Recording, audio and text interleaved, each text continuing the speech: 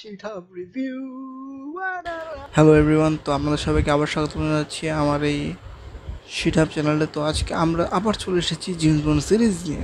তো আজকে আমরা জেমস বন্ড সিরিজের অফিসিয়াল 9th মুভি নিয়ে কথা বলবো। ইয়েস, এটার মধ্যে রজার মুর আবার ব্যাক করে।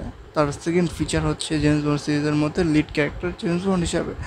তো এই মুভিতে কিছু এফএফওয়াই ম্যাটেরিয়াল দেখানো হয়, বাট ইটস মাইল্ড। তো আপনি চিলড্রেনে দেখতে পারবেন, সমস্যা নেই। আর এটার মধ্যে টিপিক্যাল জেমস বন্ড মুভির মতোই গোলাগুলি থাকে, এছাড়াও ডেড বডিজ দেখানো হয়, শুটিং হয়, এছাড়াও মনে করেন উড়াধুরা কাহিনী হয়, এছাড়াও মনে করেন কিছু সেক্সুয়াল কন্টেন্ট দেখানো হয়, এছাড়াও এই মুভিতে প্রচুর মনে করেন ফ্রিকুয়েন্টলি নুডিটি শো করা হয়, মানে কিছু ইন্টিমেট সিন দেখানো হয়। এছাড়াও মনে করেন এই মুভির ভিতরে যে ভিলেন থাকে সে থাকে ক্রিস্টোফার লি, মানে one of the best villain of James bond মানে সিরিজের one of the best villain হচ্ছে ক্রিস্টোফার লি।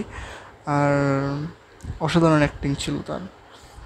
তো জেমস বন্ড সিরিজের 9th মুভিটার মধ্যে মানে এই নামটি হচ্ছে কি the golden gun, sorry the man with the golden gun, the man with the golden gun, এই মুভিটার নাম হচ্ছে এটি।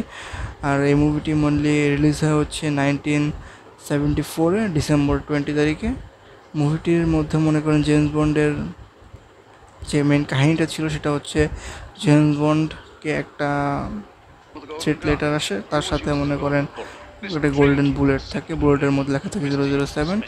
আর মানে জেমস বন্ডের থ্রেট দেয় যে তোমার মায়েরা ফেলাম, এই জন্য তোমার এই যে গুলি পাঠাইছি।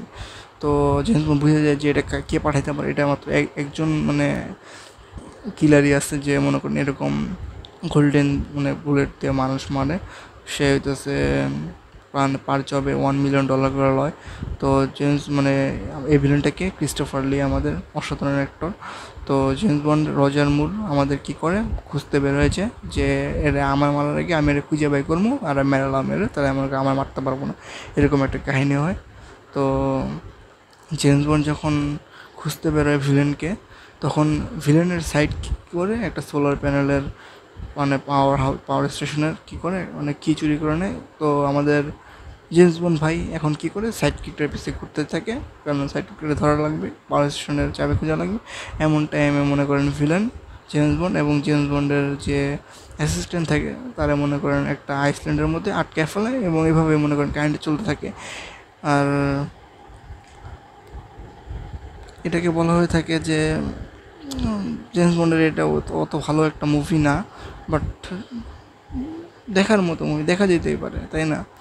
আর কিন্তু মুভিটার মধ্যে থ্রিল আপনি পাবেন, মুভিটা অনেক মজা, মানে এটা আপনাকে একটা থ্রিল রাইড দেবে।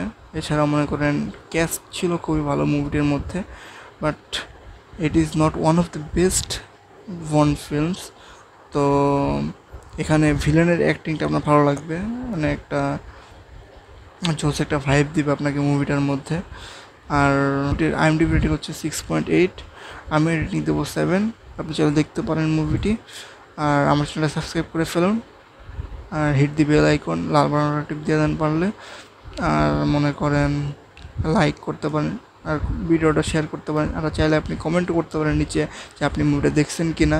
এছাড়াও আপনি একটা কাজ করতে পারেন, সেটা হইতেছে কি আপনি আমার আগেরগুলো ভিডিওগুলো দেখলে আপনি মনে করেন এই যদি সিরিজটা না দেখে থাকেন আগের ভিডিওগুলো, তাহলে আপনি চাইলে দেখতে পারেন। তাহলে মনে করেন আপনি জেমস বন্ড সিরিজের আগের যে মুভিগুলো আছে সেগুলো সম্পর্কে একটা ধারণা পেয়ে যাবেন, এবং আপনি মুভিগুলো দেখতে পারেন। অবশ্যই আমি কোনো স্পয়লার দেই না, কারণ আমি আপনাকে স্পয়লার মানে ফুল কাহিনী বলে দেবো না এখানে। আপনি শুধু বলবো যে কোন মুভিটা কীরকম, মানে প্লটটা আমি বলে দিতে পারি, অথবা আপনাকে বলতে পারি যে মুভিটার রেটিং কত, অথবা আপনাকে বলতে পারি যে মুভিটা আপনি কি দেখতে পারবেন ফ্যামিলির সাথে বসে নাকি পারবেন না, এটা আমি বলতে পারি। এছাড়াও আমি কোনো স্পয়লার আপনাকে দেবো না মুভি রিভিউয়ের ভিতরে। কিন্তু মুভিটা ভালো, আপনি চাইলে দেখতে পারেন, কিন্তু it is not the very best movie of bond films. এটি হচ্ছে সুন্দর একটি মুভি, চাইলে দেখতে পারেন, অ্যাক্টিং ভালো এই মুভির ভিতরে। তো থ্যাংক ইউ ফর ওয়াচিং।